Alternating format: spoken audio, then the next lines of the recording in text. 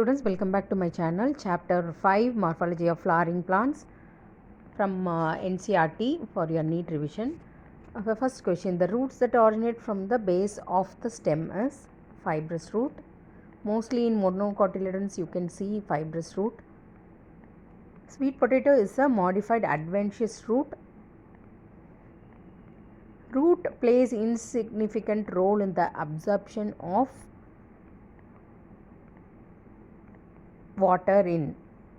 So in water lettuce, which is aquatic plant, where the roots are usually underdeveloped, right, and mostly they won't participate in the absorption of water. But in this plant, Pistia, the root plays an insignificant role in absorption of water. So thus, as it is a aquatic plant, the role of the water absorption is not here. So the water is absorbed usually by the body surface of these plants. Nematophores are found in the vegetation which is found in marshy and saline lakes. So saline lakes have mostly, we have mangrove plants. So there are special roots called as nematophores, and in this place the nematophores are found usually in the saline place. So it's a vice versa, right? So usually the roots are vertically upward, that is negatively geotropic in nature. So this roots have minute pores in that we call it as nematodes, and this is present in the tip of the vertical root. Other examples for this mangroves are Rhizopora, Hyatera and Avicennia. Next question, the plant which bears clinging roots. Clinging roots are present in orchid. You all know what is clinging roots. So which is helpful for the fixation, observing roots for the mineral salts and water. And even they will absorb the moisture from the air. Next question, velamen is found in aerial roots of orchids. Aerial root of the orchids, usually in epiphytic orchid, the aerial roots are covered by hygroscopic velamen tissue. So they absorb water from the atmosphere. That is the velamen. Next question, identify the correct set of statements. A few set of statements are given here, among it which is the correct statement. So B, C, D and E. So B is what? Axillary buds form slender and spirally coiled tendrils in the cucumber and pumpkin. Yes, correct. And C statement, stem is flattened and fleshy in opuntia and modified to perform the functions of leaves. Yes, correct. And Rhizopora shows vertically upward growing roots that help to get oxygen for the respiration purpose. Yes, correct. And E is also correct. So the option C is the correct answer. Next question, in bougainvillea, thorns are the modifications of stem. Nothing but it is a stem. Which of the following is not a stem modification? So we have stem modification, underground stem modifications. We have both the stem and underground stem modification. Underground stem modification, you have tubers, rhizome, all those things. In stem modification, tendrils like that, and in bougainvillea we can see that thorn like modification. So here, which is not this pitcher plant of the Nepenthes, it is a modification of a leaf, not the stem. Question number 10, stems modified into flat green organs performing the functions of the leaves are known as phylloclades. So phylloclades are nothing but the stem which look like a leaf, flattened structures, and does the performance of photosynthesis. Next question, an example of edible underground stem. So which one of this is an edible underground stem? Just now I have said tuber, all these things are edible. So sweet potato here comes under root, and groundnut, carrot is also root. So potato is the answer, which is the underground stem modification. Sweet potato is homologous to, which is homologous to sweet potato? Just now I said sweet potato is the root one. So sweet potato is the root one. So among this, which is root? Ginger. Ginger is root? No, it is underground stem. Potato is also underground stem. Turnip is root. Which one is?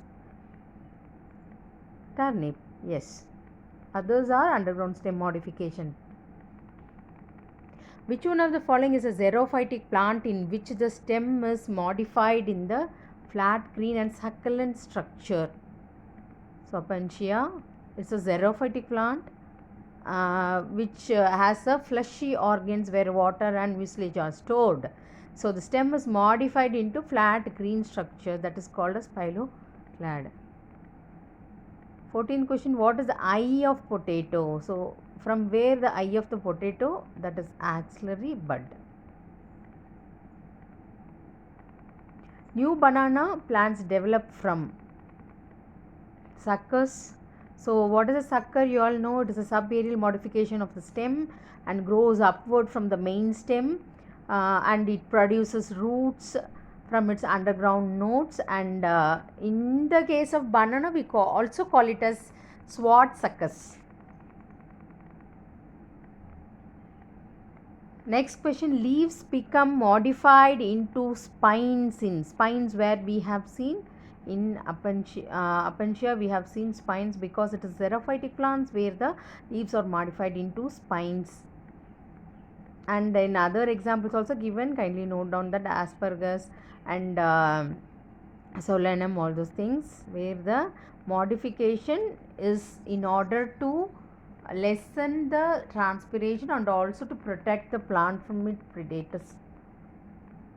17th question, how many plants among China rose, ocimum, sunflower mustard, all this have the opposite phyllotaxy? What is phyllotaxy? Arrangement of the leaves.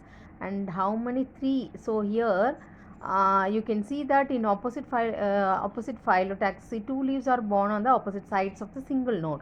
So here we have 2 types, opposite and superposed, and opposite and decussate, right? Ocimum and Goa and Calotropis have opposite decussate phyllotaxy.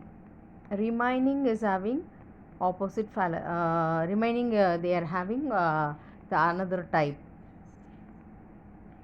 So totally 3 only is opposite phyllotaxy. Phyllodes is present in, where it is present in Australian acacia. So several species of acacia which is found in the desert of Australia, they have bipinnate lamina where it is absent. So instead of the petiole, there is a part of rachis become flattened into suckle shaped structure that perform the food synthesis, that is the photosynthesis. So the function of the lamina here is called the phyllodes. So formation of phyllodes is a mechanism of reducing transpiration as well, you all know. Next question, rolled simple leaves with reticulate venation are present in Alstonia.